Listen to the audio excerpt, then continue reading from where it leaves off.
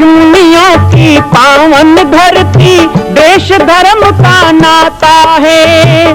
कहते सारे लोग यही है, वो हमारी माता है। जाग उठो ओ भारतवासी, जाग उठो ओ भारतवासी, गौ पर छुरियां चलती हैं। बंद करो गौ माँ की हत्या, सारी जनता कहती है। बंद करो गौ माँ की हत्या, सारी जनता कहती है।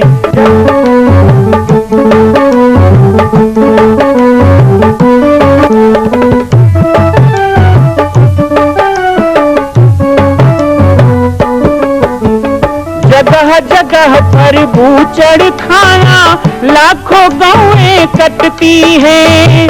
किसे सुनाए व्यथा हमारी, नैना नीर बहाती है। रक्षा करना गौ माता की, रक्षा करना गौ माता की, गीता ज्ञान सिखाती है। बंद करो गौ माँ की हत्या, सारी जनता कहती है। बंद करो गौ माँ की हत्या, सारी जनता कहती है।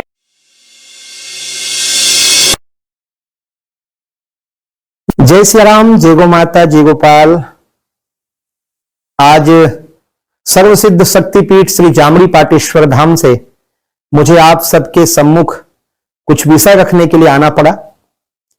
जैसा कि आप सभी जानते हैं कि पूरे विश्व में भगवान राम के लाखों मंदिर हैं, और छत्तीसगढ़ में जिसने जन्म लिया, ऐसी गौरवमयी छत्तीसगढ़ की बेटी माता कौशल्या का एक भी कोई विशाल मंदिर नहीं है। ये 15 वर्षों से श्री जामड़ी पाटेश्वर धाम, जिला बालोद, छत्तीसगढ़ में मां कौशल्या का मंदिर बन रहा है। 3 मंजिल का 108 फीट ऊंचा, 65 फीट चौड़ाई और 136 फीट लंबाई का यह मंदिर, जिसकी क्षमता लगभग 10,000 लोगों के बैठने की होगी। इस मंदिर के निर्माण को राजस्थान के ठोस पत्थरों से किया जा रहा है।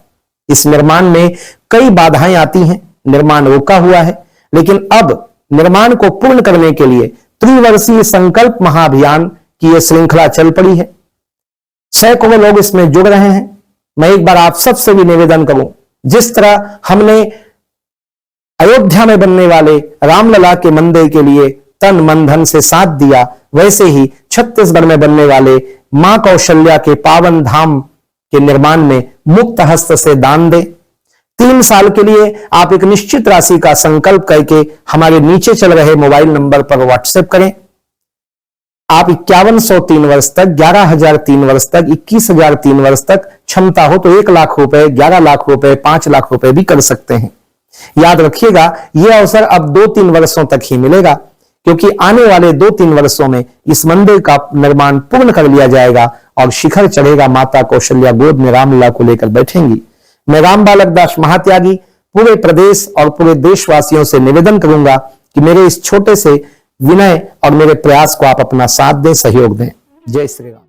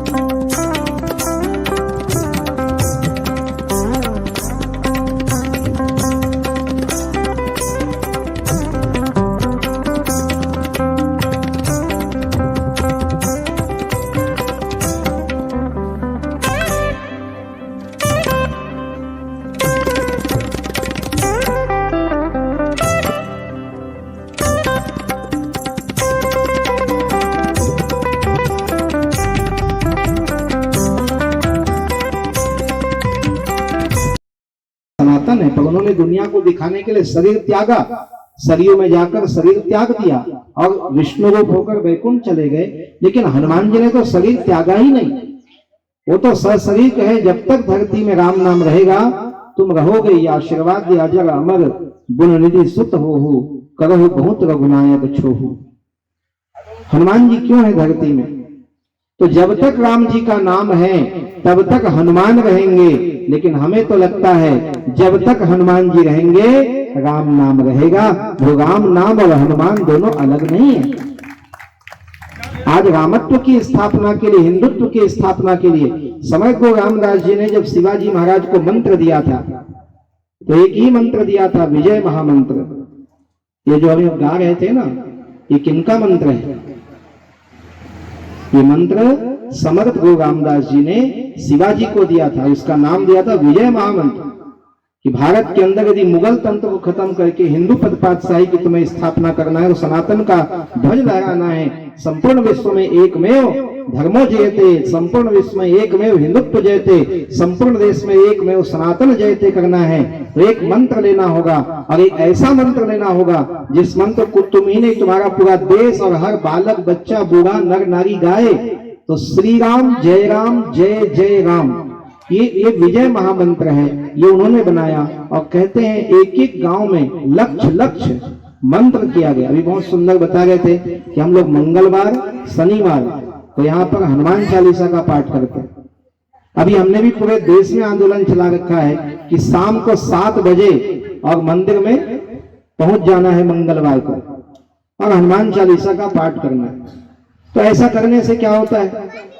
हनुमान चालीसा का पाठ करने से क्या होता है? श्री राम जय जय राम करने से क्या होता है? इन मंत्र को जाप करने से क्या होता है? तो जो नकारात्मक सोच यहाँ वायुमंडल में है वो नकारात्मक सोच खत्म हो जाता है और सकारात्मक सोच पैदा होता है।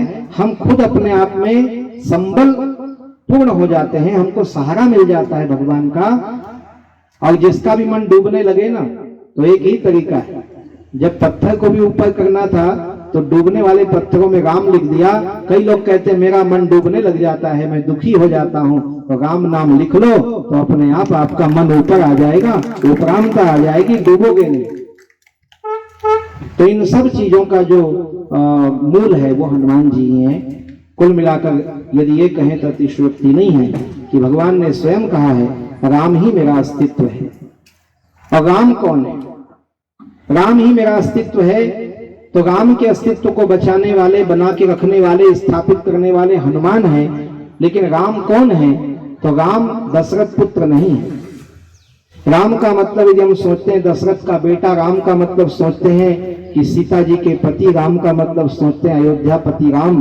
तो राम का मतलब हमारे वेदांत में कहा गया है धर्मो विग्रहमान रामः और रामो विग्रहमान धर्मः। यहाँ पे समालोचना का शब्द का प्रयोग किया गया। रामो विग्रहमान धर्मः, धर्मो विग्रहमान रामः।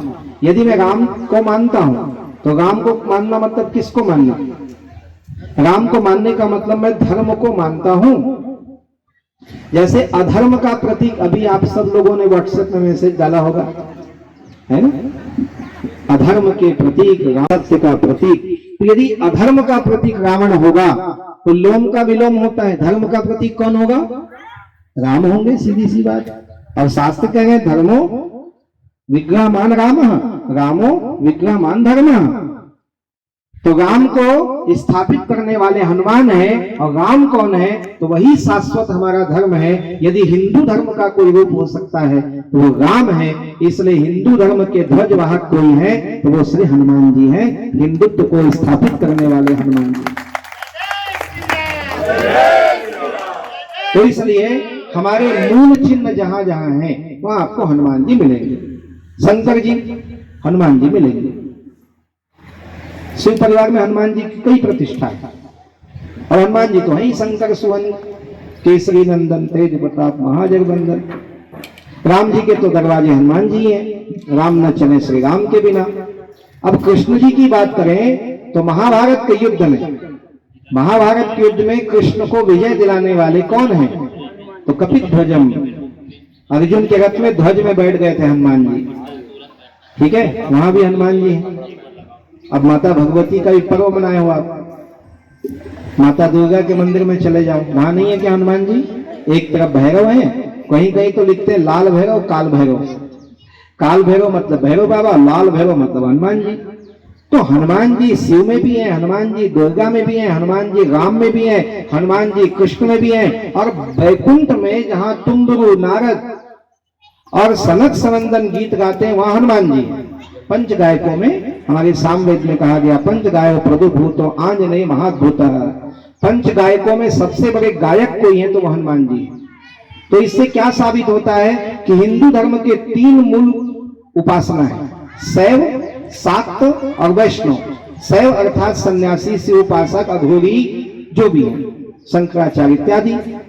शाक्त मतलब देवी पूजा करने वाले, माता जी को पूजन करने वाले, और वैष्णव मतलब राम कृष्ण विष्णु गणेश सबकी पूजा करने वाले। तो 3 ही हैं, और तीनों मत के समर्थक, तीनों मत के संस्थापक, तीनों मत को चलाने वाले, तीनों को संभालने वाले, और तीनों के जड़ में कोई है तो वो श्री हनुमान जी महाराज हैं। इसलिए संपूर्ण हिंदू वांग्मय के प्रतीक कोई है तो वो श्री हनुमान जी हैं। जहां हनुमान जी हो गए वहां कोई मत पंथ नहीं है, वो संपूर्ण भारत है, वो संपूर्ण हिंदुत्व है, और संपूर्ण हमारी संस्कृति है। वो पूर्णता का बोध श्री हनुमान जी में होता है।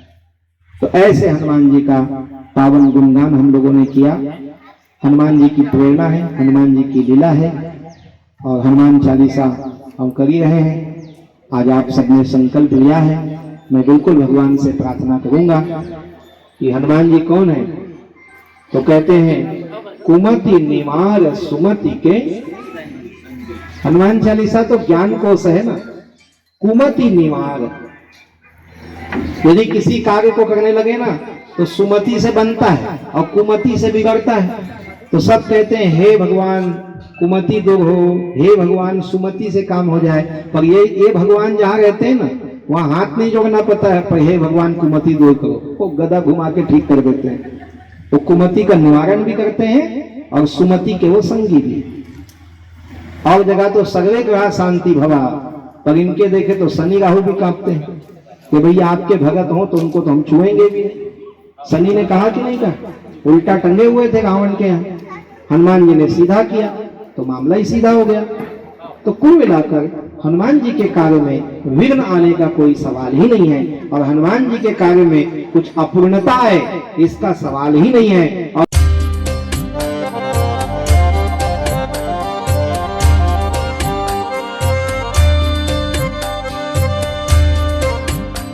मां कौशल्या की पावन जन्मभूमि छत्तीसगढ़ प्रांत में बालोद जिला में स्थित है श्री सर्वसिद्ध शक्तिपीठ जामड़ी पाटेश्वर धाम। परम पूज्य सद्गुरुदेव राजयोगी बाबा जी की तपस्थली श्री पाटेश्वर धाम और विश्व के अद्वितीय मां कौशल्या जन्मभूमि मंदिर निर्माण का दर्शन करने और इसी प्रकार समसामयिक विषयों पर अपना ज्ञान वर्धन करने के लिए और 10,000 गायों के लिए बनने वाले श्री हनुमान नंदीशाला गो अभ्यारण्य का समाचार प्राप्त करने के लिए आप सभी देखते रहें YouTube चैनल पर राम बालक दास, और हमारे चैनल को आप सभी सब्सक्राइब करें, घंटी का बटन दबाएं ताकि आप सूचनाओं से जुड़े रह सकें। जय श्री राम, जय गौ माता, जय गोपाल।